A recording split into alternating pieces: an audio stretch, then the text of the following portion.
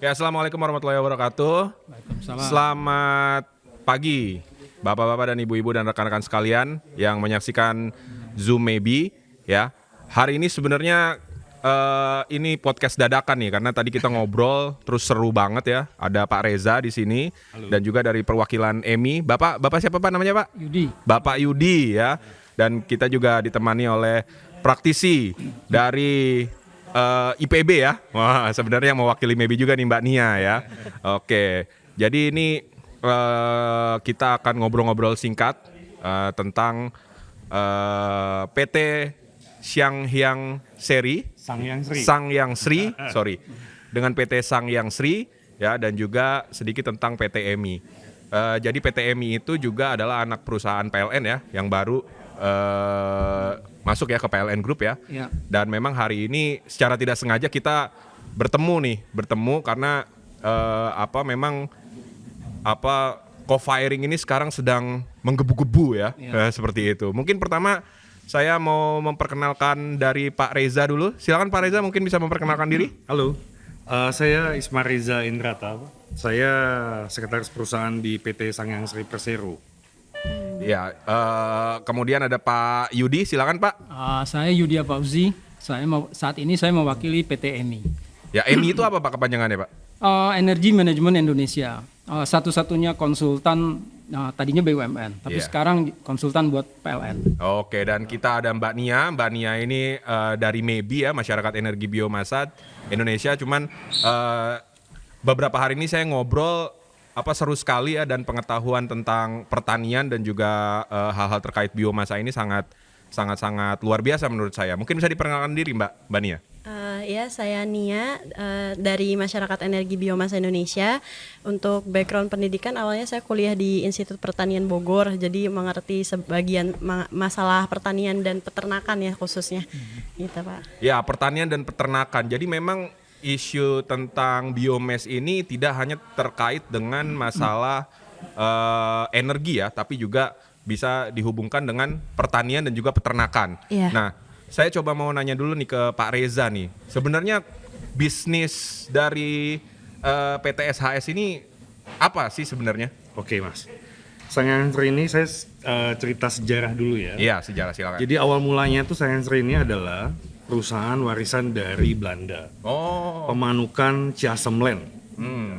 Setelah ada itu di kemerdekaan dinasionalisasi menjadi Yayasan Pembangunan Jawa Barat. Iya.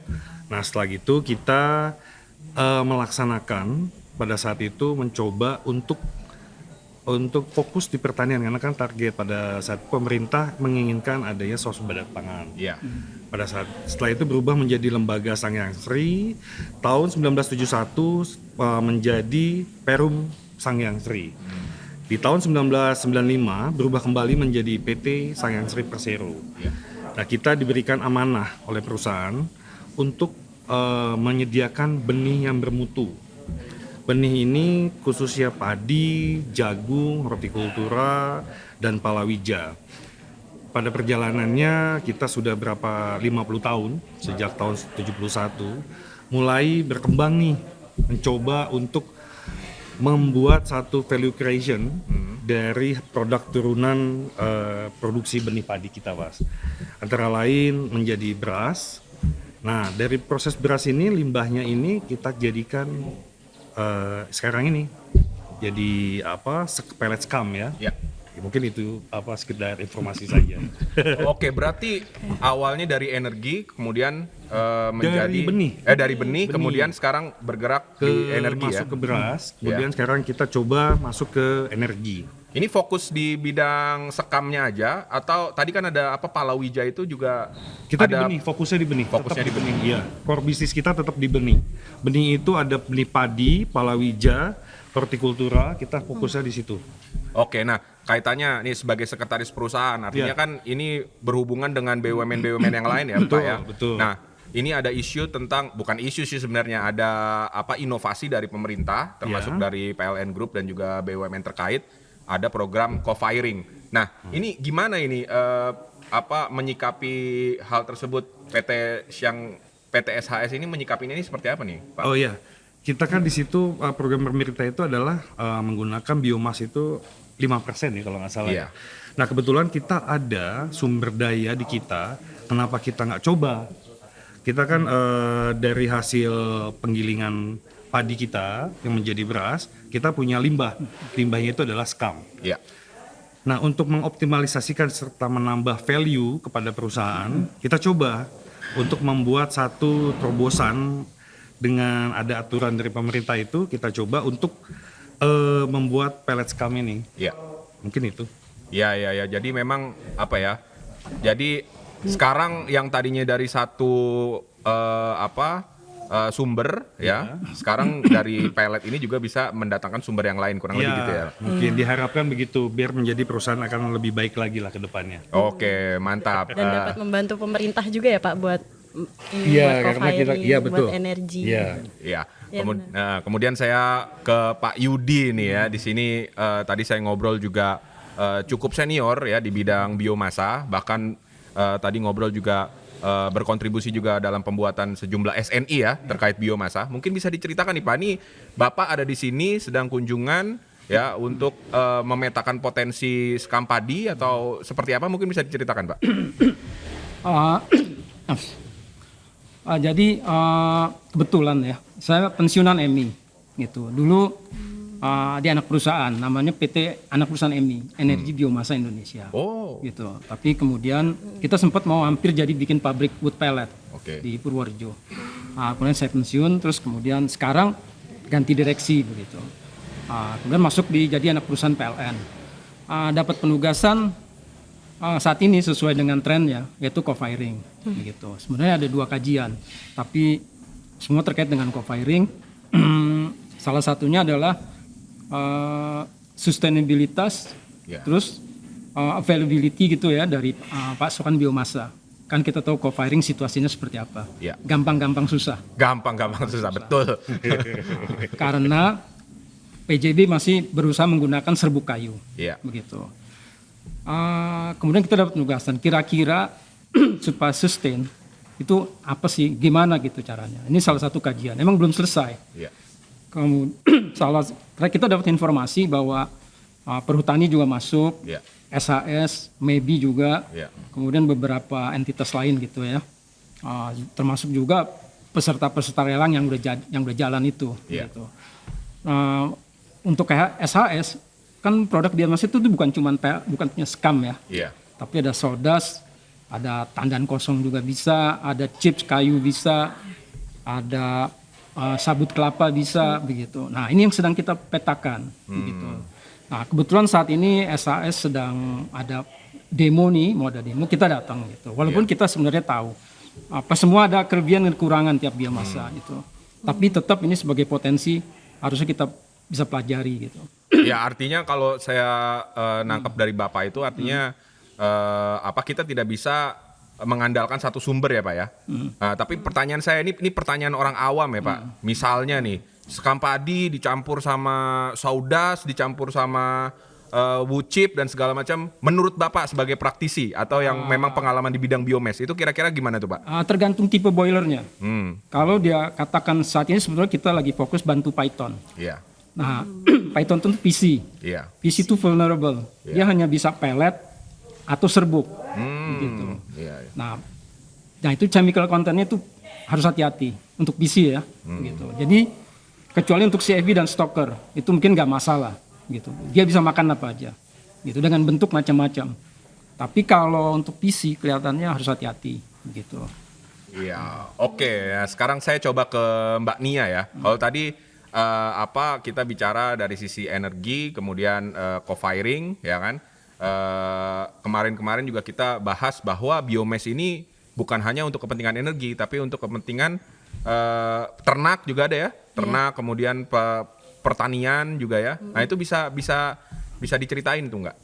Ininya manfaat dari biomasa khususnya sekam padi ya, karena kita sekarang lagi ada di SHS gitu. Iya, biasanya sih kalau sekam padi ya di peternakan itu digunakan sebagai alas yang di kandang ayam gitu.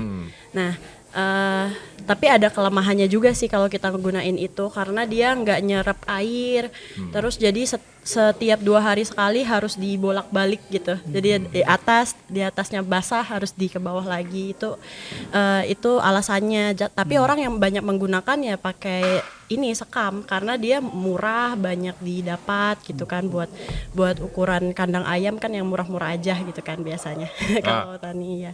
Nah, kalau misalnya udah dijadiin kan 2 hari sekali tadi katanya diganti ya. Iya. Nah, itu setelah misalnya nggak dipakai lagi itu dijadiin apa biasanya? Biasanya sih dibuang aja sih kalau aku. Kalau pengalaman iya kayak di luar aja gitu dibuang, dibakar, bisa dibakar iya. Dibakar. Terus tadi kita juga bicara kita cerita-cerita ya, ngobrol brainstorming bahwa kalau sekam ini juga sebenarnya dibutuhkan untuk menggemburkan tanah ya. Kita harus membakar. Nah, seandainya nih dari pandangan Mbak ya sebagai praktisi, misalnya nih semua sekam diambil sama Pak Yudi misalnya untuk kebutuhan co-firing, berarti nggak ada yang menggemburkan tanah atau yang nggak ada yang membakar sekam itu dong untuk mengemburkan tanah? Menurut saya sih enggak semuanya karena kan kalau padi itu dia bisa produksinya banyak tinggi, kita mengikuti padi hasilnya berapa berarti sekamnya sebanyak itu dan ya mungkin Pak dari SHS dari sumbernya dari sini tapi yang lain kan masih banyak sumber juga. Terus dan kadang buat pembakaran lahan itu nggak membutuhkan sekam padi yang banyak biasanya. Itu tergantung ada cara ngitungnya sih tapi saya kurang tahu kalau lengkapnya. Mungkin tambahan nih Mas. Ya kan banyak cara untuk menggemburkan padi. Jadi banyak jalan menuju Roma. Benar. Kan begitu ya? Iya. Bukan hanya satu cara, kita punya berbagai macam cara. Salah satunya mungkin pembakaran padi itu, tapi itu kan pengaruhnya tidak signifikan. Jadi bisa diolah tanahnya. Sekarang ini kan ada pupuk ya, Pak. Pupuk organik atau anorganik. Sekarang untuk booster tanah juga banyak ya sekarang ya. Tidak kita tuh banyak cara. Tidak hanya menggunakan sekam. Daripada sekam itu dibakar begitu saja yang nilainya juga tidak berpengaruh signifikan. Tapi kalau bisa dijadikan sesuatu yang lain, itu punya value tersendiri. Iya. Gitu. Mungkin itu tambahan. Untuk tanah sih bisa pakai kotoran hewan juga bisa Pak, pupuk organik gitu ya. jadi pupuk organik benar. Iya. Boleh tanya? Ya, silakan. Pak, saya mau tanya, apakah SHS menghasilkan jerami juga? Ada. Kita kan Oh. punya lahan 3.160 hektar. Setiap pemanenan kita pas pada saat Berapa hektar Pak? 3.160 Di sini? Di sini. Di satu hamparan. Di provinsi lain? Di provinsi lain kita sifatnya kerjasama. Kalau punya kita sendiri cuma di sini. Jawa Timur? Kita kerjasama ada. Gitu. Ada beberapa kita di Nganjuk, kita di Pasuruan, kita ada juga di Jember, kita punya. Gitu. Jeraminya diapakan selama ini Pak? Selama ini belum difungsikan Pak, sedang diteliti apabila memang nanti berubah menjadi co-firing, bisa ya kita bisa fungsikan. Kita punya banyak sekali jerami. Gitu loh. Bagus. Wah, sekarang saya yang nanya Bapak. Emang jerami itu bisa diapain Pak? Bisa buat untuk co-firing. Bisa? Iya, secara relatif dia relatif ya. Dia kalau di crusher itu harusnya lebih bagus daripada sekam. Oke. Memang kita harus ada penelitian lebih lanjut Pak. Ya. Nah, sekam pun bukan berarti nggak bisa dipakai Pak. Bisa, hanya mungkin harus ada pre-treatment. Iya. Nah, saya juga dengar kalau sekam padi itu sebenarnya lebih cocok untuk digunakan di teknologi gasifikasi. Menurut Bapak gimana tuh Pak? Karena silikanya katanya tinggi ya. Enggak, salah satu kajian kita yaitu adalah mencari alternatif teknologi selain co-firingnya bukan hanya kan kita co-firing ini penugasan kita ya, bukan hanya pada PLTU batubara, tapi pada PLTMG dan PLTD. Nah, salah satu hal yang dimana kalau untuk PLTD itu adalah gasifier. Nah, ini cocok bisa sekam padi, begitu untuk bahan bakar di gasifier. Oke, sekarang saya tanya lagi nih ke Pak Reza. Ya, berarti bukan hanya co-firing aja nih ya. Anggaplah itu co-firing masih kajian ya Pak ya, masih sifatnya kajian. Tapi sebenarnya kalau tadi saya menanggapi Pak Yudi bahwa sebenarnya lebih mudah digasifikasi ya Pak ya, secara nggak langsung seperti itu. Nah, saya pengen tahu sebenarnya seberapa banyak sih potensi limbah atau sekam biomasa dari sekam padi ini se-Indonesia gitu Pak? Kalau se-Indonesia saya belum tahu ya. Ya, atau SHS sendiri lah. SHS yang ada di kita, kalau untuk satu titik saja Pak, kita punya 3.100 ini, setahun dia 2 kali panen. Kalau rata-rata per hektar itu 6 ton sampai 7 ton, berarti kan sekitar berapa tuh ya? 3,3 kali 7 aja 21. Jadi 42.000 ton. 42.000 ton sekitar jadi sekam itu sekitar 30%-an. Berarti sekitar 13.000 ya, 13.000 ton ya. Mungkin sekitar segitu potensi. Per tahun. Per tahun. 13.000 ton per tahun. Ya, belum lagi jerami-jeraminya nanti ya. Belum, Dan segala kalau macamnya. jeraminya itu bisa 60% ya. Iya. Jadi hasil 7 ton itu bisa sekitar 6-7 ton jerami. Wah, luar biasa. Ya, silakan Pak. Di Pulau Jawa ya, itu kita udah baca datanya bahwa potensi terbesar itu adalah dari hasil pertanian. Gitu, di Pulau Jawa. Kalau di luar Jawa itu limbah sawit. Iya. Tapi kalau di Pulau Jawa itu Pertanian. sekam Iya. padi dan jerami. Oke, kemudian kita ke Mbak Nia nih sebagai praktisi ya, saya nyebutnya praktisi gitu. Nah, sekarang melihat potensi ya dari sisi material ya, dari sisi bahan baku nih SHS sudah ada. Ya, kemudian di sini ada Pak Yudi ya selaku peneliti ya, kemudian ya pasti akan memanfaatkan materialnya ini untuk kebutuhan co-firing, apakah itu di PLTU atau di gasifikasi.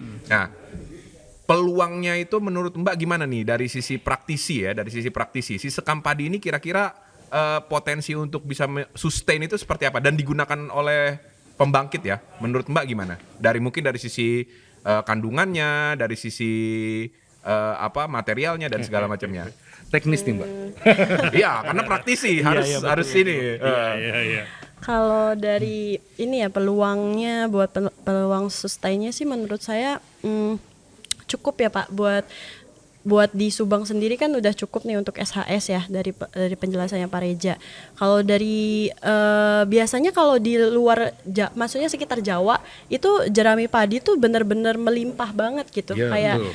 malah kayak kebuang gitu. Jadi kayak menurut saya sih bagus banget ya memanfaatkan limbah yang kita bisa menambah keuntungan juga buat perusahaan gitu. Ya, berarti kalau misalnya kita bisa menyolusikan limbah tersebut, limbah sekam padi dan juga jerami, artinya SHS untung, PLN Group juga untung, iya, benar. masyarakat juga untung. untung. Nah, kalau dibeli. berhubungan dengan masyarakat, karena Pak Reza ini sekretaris perusahaan ya, Ya. itu gimana caranya bisa engage dengan atau meyakinkan masyarakat bahwa ini loh kita menggunakan ini untuk kepentingan tertentu gitu. Satu ya, kebetulan kan kita ini ada di areal masyarakat. Ya.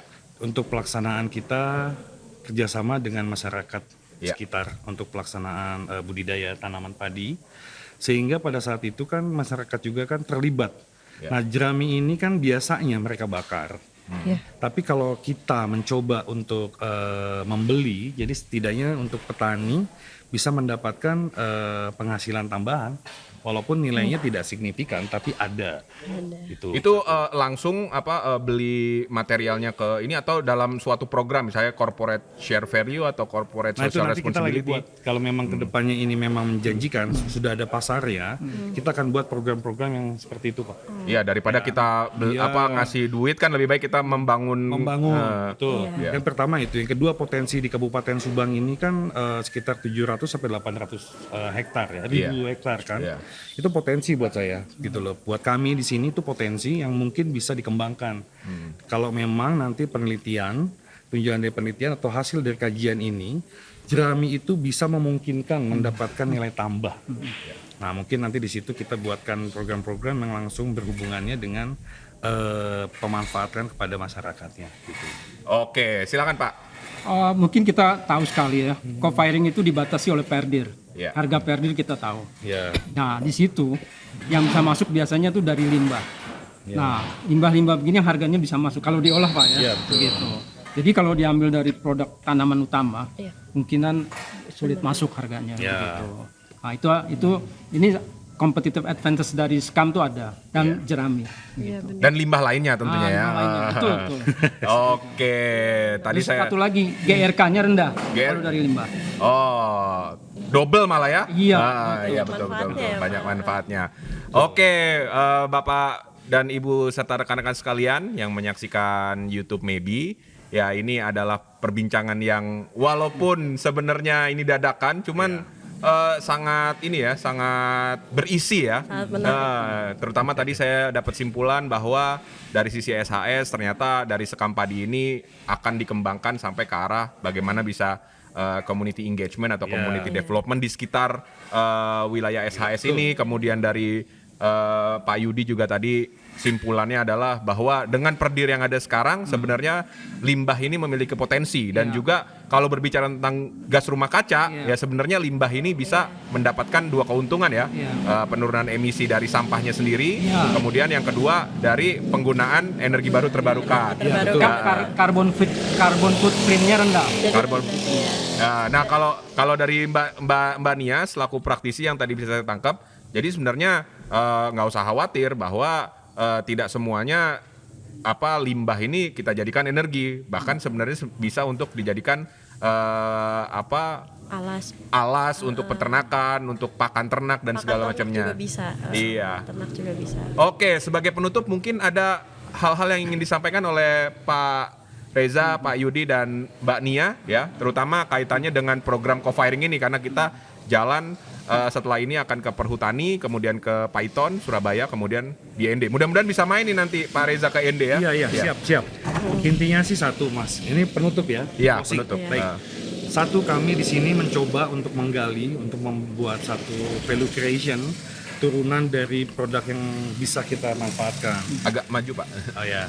Itu dari segi limbahnya yang tadinya tidak digunakan untuk apa-apa menjadi value untuk baik itu untuk perusahaan atau untuk nanti masyarakat sekitar kita. Mungkin itu saja. Semoga kedepannya ini kan energi ini menjadi lebih baik penggunaannya. Jadi mungkin kedepannya harapannya energi fosil ini bisa sama-sama saling mengisi. Ya. Itu mungkin itu saja. Terima kasih. Ya, kalau dari Pak Yudi?